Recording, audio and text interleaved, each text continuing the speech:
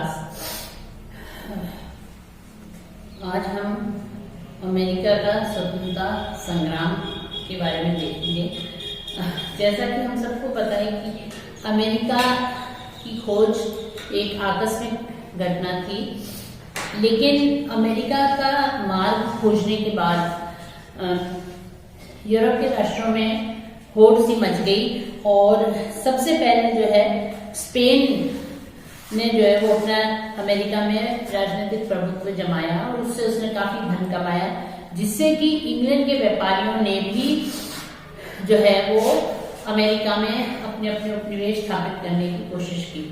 और इसी कड़ी में जो है वो अमेरिका में 13 उपनिवेश बने, जिसमें कि New Hampshire, Massachusetts, Rhode Island, Connecticut, New York, New Jersey, Pennsylvania, Delaware, Maryland, Virginia, उत्तरी कैरोलिना, दक्षिण कैरोलिना और जॉर्जिया।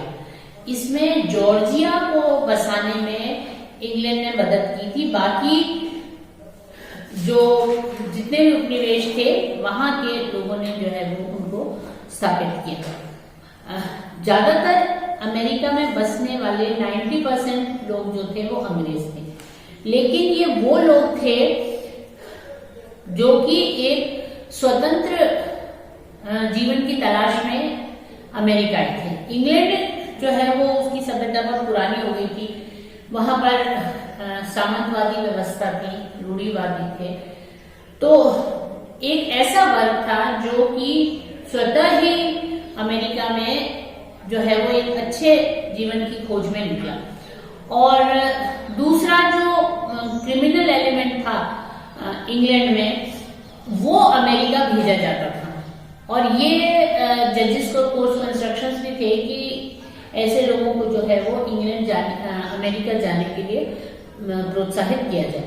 तो ये सब लोग जो है और वो लोग जो कि अपना भाग्य आजमाना चाहते थे, ये सब आकर अमेरिका में बसे और इन्होंने अपनी अपनी जो है वो बस्तियां बसाई।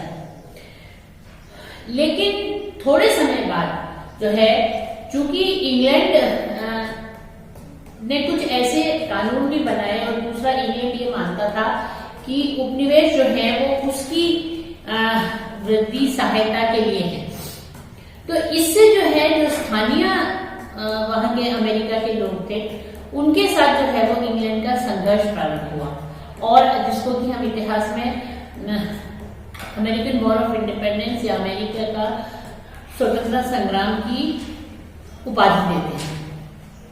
अब क्या कारण थे? वैसे तो बहुत सारे कारण थे, लेकिन अगर हम मुख्य कारण देखें कि क्रांति के मुख्य कारण क्या क्या थे, इसमें सबसे पहला कारण था कि उपनिवेशियों में इंग्लैंड के प्रति कोई लगाव नहीं था, जबकि 90% ऑफ पॉपुलेशन जो अमेरिका में रहती थी वो इंग्लैंड से आई हुई थी।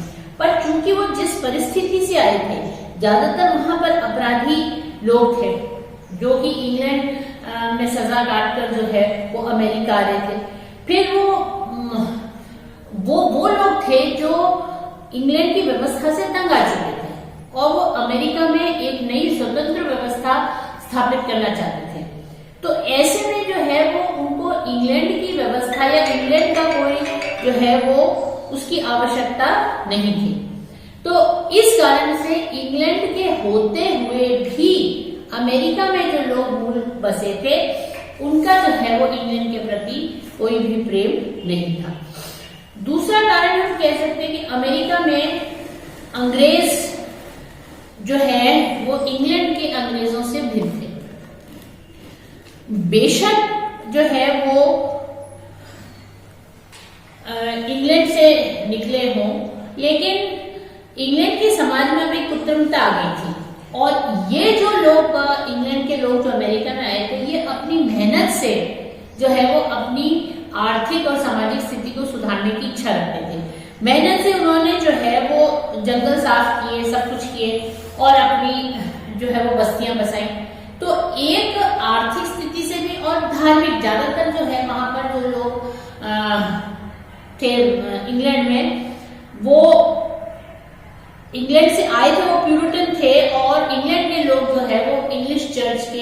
अनुयायी थे। तो ये धार्मिक मतभेद भी उस समय विद्यमान था। तो ज्यादातर ये लोग जो है वो इस भेद से, वर्ग और धर्म भेद जो इंग्लैंड में था, उससे बचने के लिए जो है वो अमेरिका आए थे। तो वो उस व्यवस्था के साथ और उन लोगों के साथ इनका किसी भी तरह का कोई सहानुभूति इनकी उनके प्रति नहीं थी। फिर एक और इस क्रांति का कारण मान सकते हैं कि उपनिवेशिक प्रारंभ से ही उपनिवेश जो है स्वाधीनता के इच्छुक थे। अब ये जो है प्रारंभ में ही उपनिवेश जो था, उन्होंने ये कहा था कि बसने वालों को सभी स्वाधीनताएं, मताधिकार एवं रियायतें प्राप्त होंगी जो कि इंग्लैंड में जन्मे हुए व्यक्ति के साथ होगी। तो प्रारंभ में ही जो है ये लोग इंग्लैंड की जो साम्राज्यवाद नीति थी उसका ये समर्थन नहीं करते थे और वो अपने आप को एक तरह से स्वतंत्र मानते थे। ऐसा नहीं है कि वो ये इंग्लैंड को एकदम से ही प्रारंभ में हटाना चाहते थे। सिर्फ जो अमेरिकन थे वो ये चाहते थे कि उनको जो है वो अपना व्यापार करने की और अपने जीवन जीने की पूर्ण तरह से स्वतंत्रता होनी चाहिए। उसके अंदर किसी भी तरह का हस्तक्षेप नहीं होना चाहिए। तो जब इंग्लैंड ने जो है वो उसको, अमेरिकन जो कॉलोनीज थी, उसको अपने स्वरूप में ढालने की कोशिश की, तो संघर्ष जो है वो स्वाभाविक था और एक्सपेक्टेड था कि ये संघर्ष जो है वो होगा। फिर इसके बाद दूसरा कारण जो शासन व्यवस्था की कमियां थी। यहाँ पर जो शासन व्यवस्था थी अमेरिका में, उसके 3 अंग थे। एक तो गवर्नर होता था और गवर्नर की कार्यकारिणी होती थी, और तीसरा जो है वो असेंबली होती थी। तो गवर्नर जो है और उसकी कार्यकारिणी है, ये सम्राट के प्रति उत्तरदायी होते थे। असेंबली जो है वहां के अमेरिका के निर्वाचित रिप्रेजेंटेटिव या प्रतिनिधित्व करते थे। अब ये दोनों बिल्कुल ऑपोजिट थे।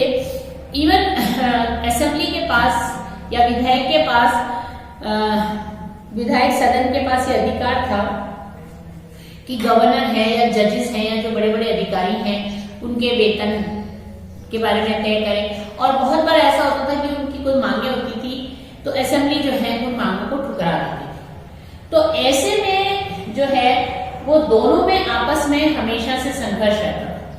वो विधायक जो है वो अमेरिकन हित की, लोगों हित की बात करती थी, और गवर्नर जो है वो सम्राट के प्रति उत्तरदायित्व होता था। तो ये दोनों जो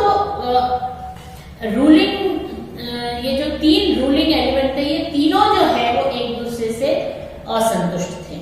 तो इससे जो है वो टकराव की स्थिति भी उत्पन्न हुई।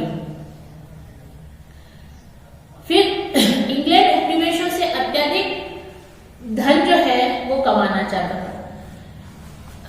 इंग्लैंड वाले मानते थे कि चूंकि इन्होंने उपनिवेश बसाने में सहायता की है, तो जो है वो इंग्लैंड का अधिकार बनता है कि वो अपने हितों की जो है वो रक्षा करे। और इसके विपरीत अमेरिका वाले मानते थे कि बेशक इंग्लैंड ने जो है वो उपनिवेश की मदद की, लेकिन उसका मतलब ये नहीं है कि वो उनके हितों की अवहेलना करे। अब जब ये कानून भी बनते थे तो वो इंग्लैंड की लाभ की दृष्टि से बनाए जाते थे। जैसे कि अगर हम सबसे पहले देखें तो नेविगेशन लॉ बनते थे, नौ संचालन नियम। अब इस नियम में ये होता था कि सिर्फ जो है वो आयात हो या निर्यात हो, अंग्रेजी जहाजों द्वारा ही होगा। मतलब अमेरिका अगर ट्रेड करता है, चाहे एक्सपोर्ट कर रहा है चाहे इंपोर्ट कर रहा है, किसी भी कंट्री से कर रहा है, लेकिन जो शिपिंग होगी वो इंग्लैंड के जहाजों से होगी। उसके पीछे सीधा सीधा कारण था कि फायदा जो है वो इंग्लैंड की कंपनियों को हो। अब दूसरा लॉ था व्यापारिक लॉ या ट्रेड लॉ।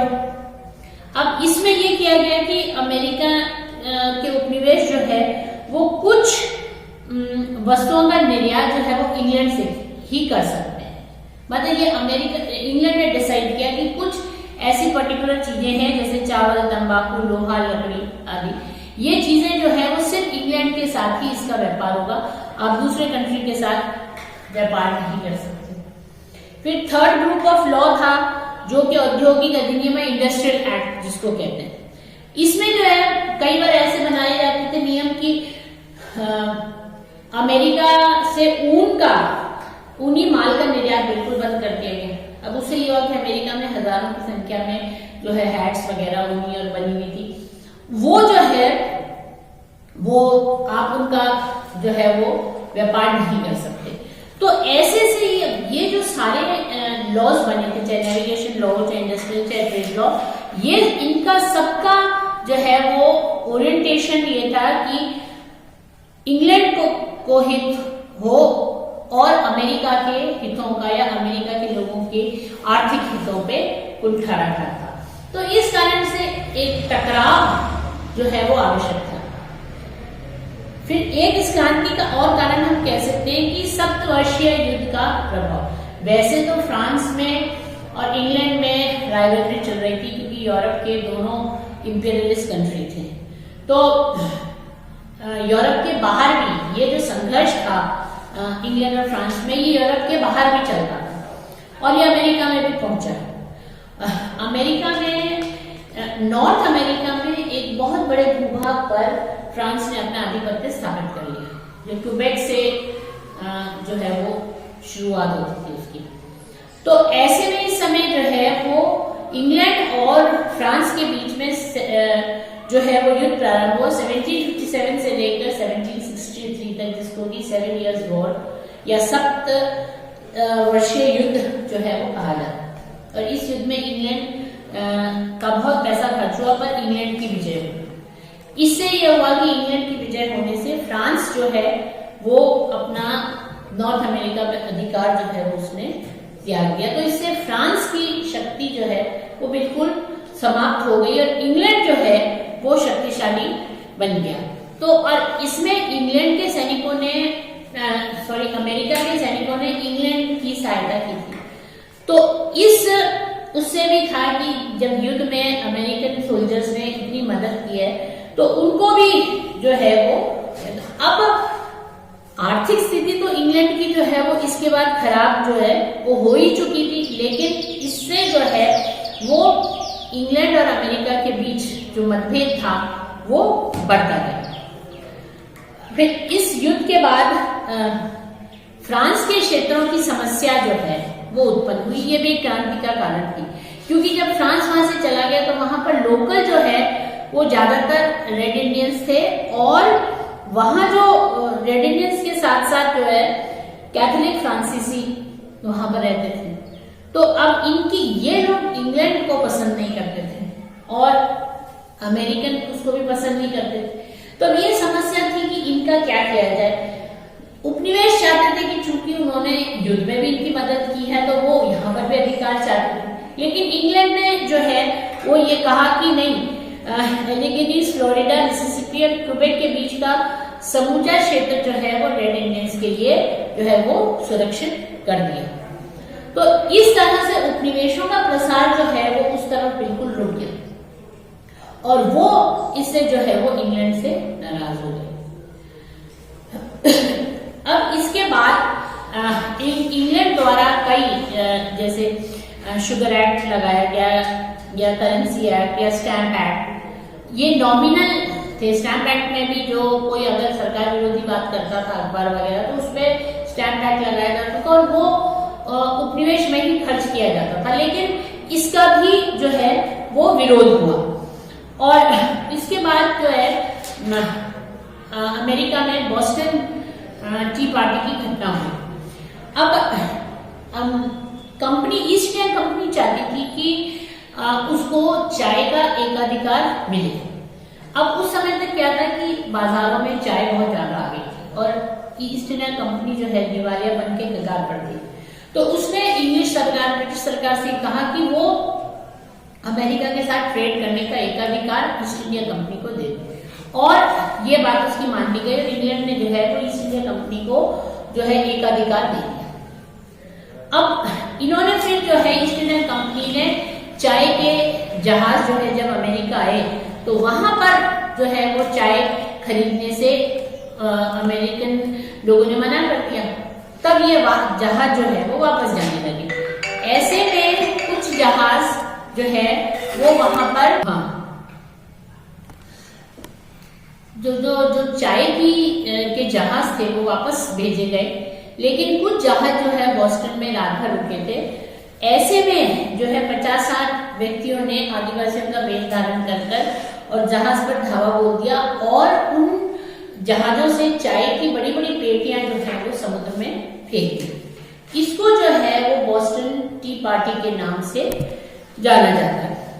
अब इसमें जो है वो नया इंग्लैंड द्वारा कानून बनाया गया कि उपनिवेश, चूंकि जो है उपनिवेशों की के लिए जो है वो इंग्लैंड इतना कर रहा है, तो ये कि सारे हत्या संबंधी मुकदमे जो है वो न्यायालय, इंग्लैंड के न्यायालय भेजे जाएंगे और ब्रिटिश सैनिकों को रुकने की समुचित व्यवस्था भी जो है स्थानीय अधिकारियों को दी गई। तो इन सब बातों से जो है वो अमेरिका के अंदर उत्तेजना फैल गई और इसमें जो है 5 सितंबर 1774 को एक प्रथम कांग्रेस का अधिवेशन जो है वो बुलाया गया और उस अधिवेशन का उद्देश्य था उपनिवेशों की वर्तमान स्थिति पर विचार करना। तो अब ऐसे में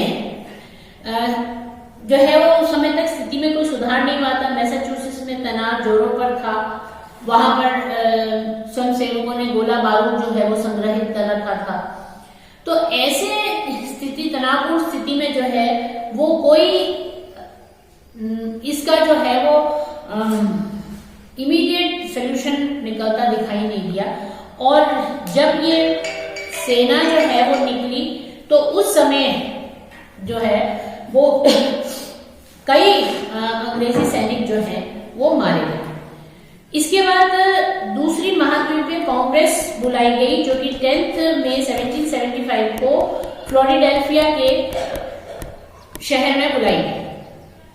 अब इस में जो है वो थॉमस जेफरसन और बेंजामिन फ्रैंकलिन जैसे यहाँ पर नेता मिले, जिन्होंने की ये घोषणा पत्र तैयार किया और उसमें ये कहा कि हमारा उद्देश्य न्याय संगत है और हमारी एकता संपूर्ण है, हमारे आंतरिक साधन बहुत है और यदि आवश्यकता पड़ी तो विदेशी सहायता निसंदेह लक्ष्य है।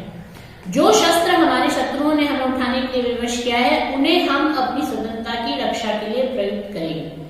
तो इससे एक तरह से हम ये कह सकते हैं कि विरोध का बिगुल बज चुका था और जब ये कहा गया कि हम दास होने की अपेक्षा स्वतंत्र होकर मरने का एक मत से संकल्प ले चुके हैं। अब इस योजना पे अमल शुरू हो गया। जॉर्ज वॉशिंगटन को प्रधान सेनापति बनाया गया। दूसरी तरफ जॉर्ज तृतीय ब्रिटिश संसद ने उपनिवेशों से की गई प्रार्थनाओं पर कोई ध्यान नहीं दिया। संभवतः उस समय अगर कुछ समुचित निकाल दिया जाता तो कुछ सोल्यूशन हो जाता, लेकिन उन्होंने इस पर ध्यान नहीं दिया। तो 23 अगस्त 1775 को जॉर्ज तृतीय ने एक घोषणा पत्र जारी कर अमेरिकी उपनिवेशों को विद्रोही घोषित कर दिया। यहीं से इस संघर्ष का सूत्रपात प्रारंभ हुआ। धन्यवाद।